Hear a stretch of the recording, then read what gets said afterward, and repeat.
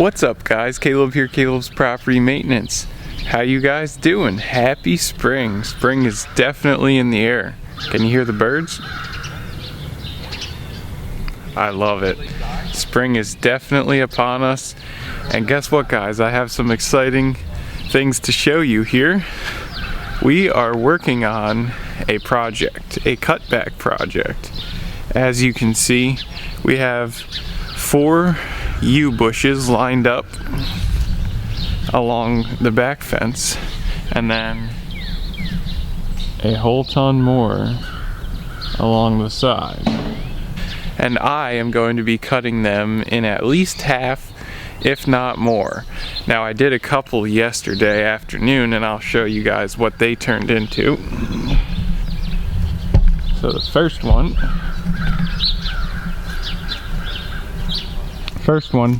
was huge, way huge. Cut that, I would say, below halfway, and that's got all that beautiful new growth on it. Just beautiful. That'll come back no problem. This rhododendron will have to be cut back, so will that Rose of Sharon. But then this one I also did yesterday. I still got to shape it some more on the, I want it to be more of a ball than like a rectangle going that way. So we'll get that, but I'm going to start in on this guy and this guy. And then forgive me, I don't know what the name of that is. I knew it because I looked it up, but it's escaping me at the moment. That's also going to come down a little bit too. But let's get going on this. As I cut this, I will talk through some things and how we do it. So let's jump right into it. Okay, so on something like this, starting in on this is always the trickiest part. Once you get in here, figure out what level. We're aiming for about fence height. And I want to cut where there's some new growth if I can. You'll see guys, there's plenty of new growth in here too. So let me take a couple snips so I can open this up. Okay, there we go. And let's go right there.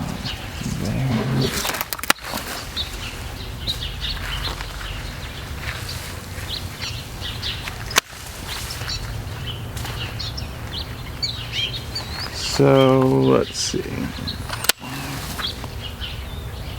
That still might actually be too hot.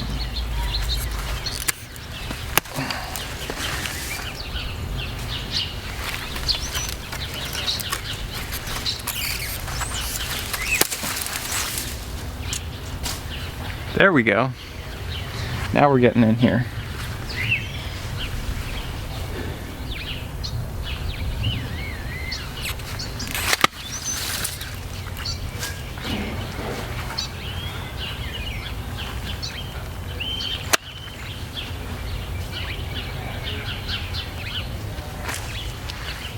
Yep, that should be right about perfect.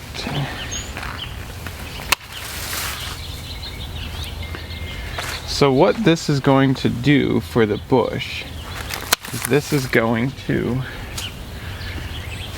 dump sunlight into it, which is going to cause all the interior new growth to come up, which is what we want.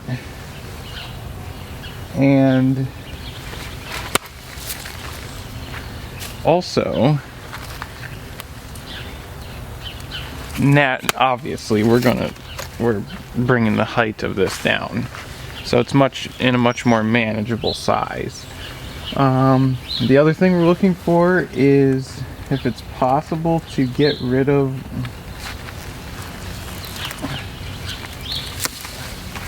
that was a bummer. If it's possible to get rid of like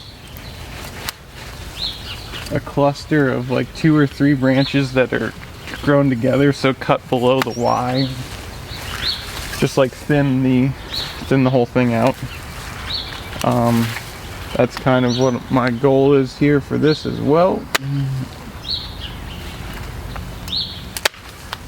Of course, also trying to cut to the new growth, down to the new growth, I should say. Not always possible, but the majority of the time it is. So let's see, how is that? Yep, that's right about fence height. Okay.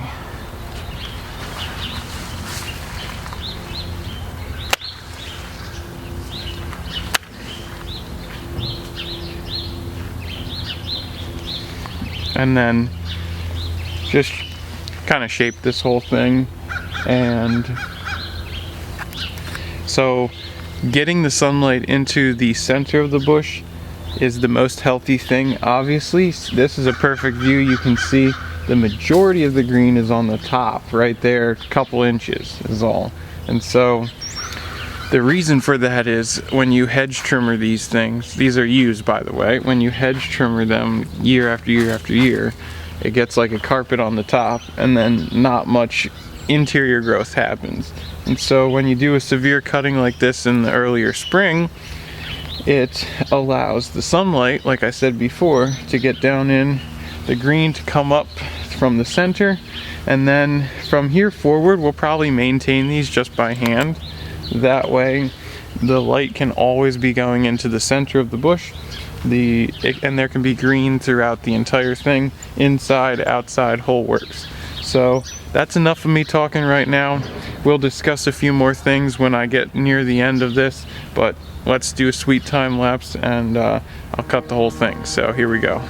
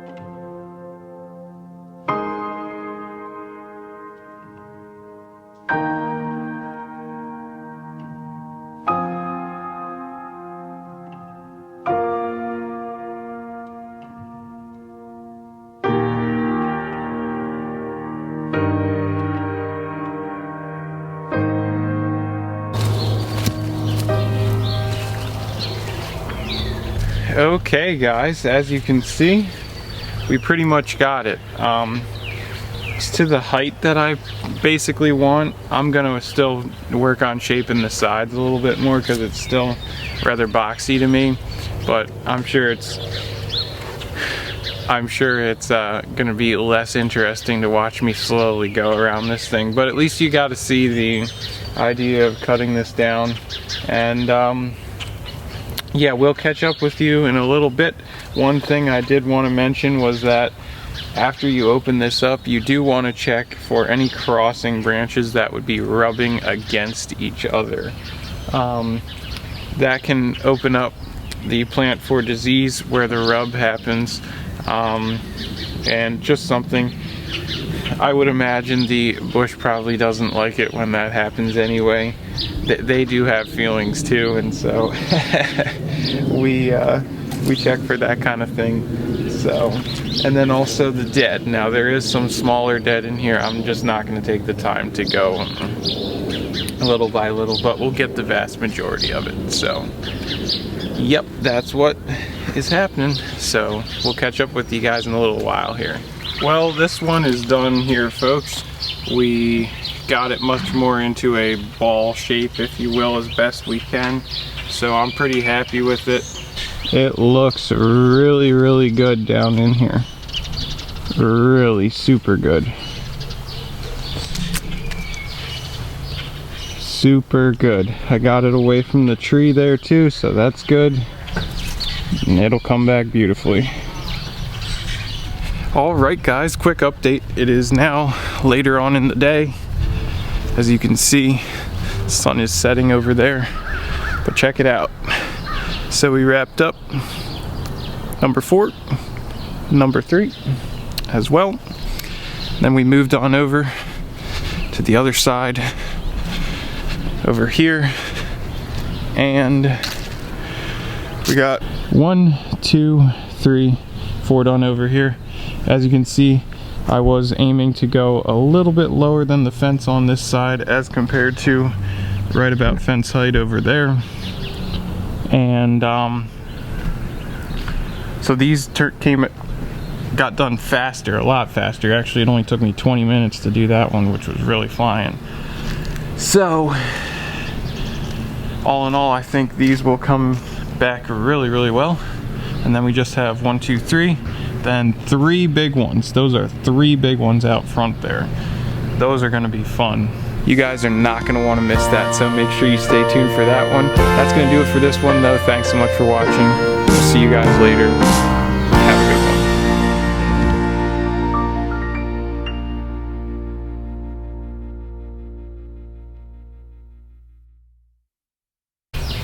Caleb, Hey, how are you, Cliff? how you doing? Good. Doing a video? I sure am for YouTube. Let me know where to find it. I'll like it. Okay, I will do that.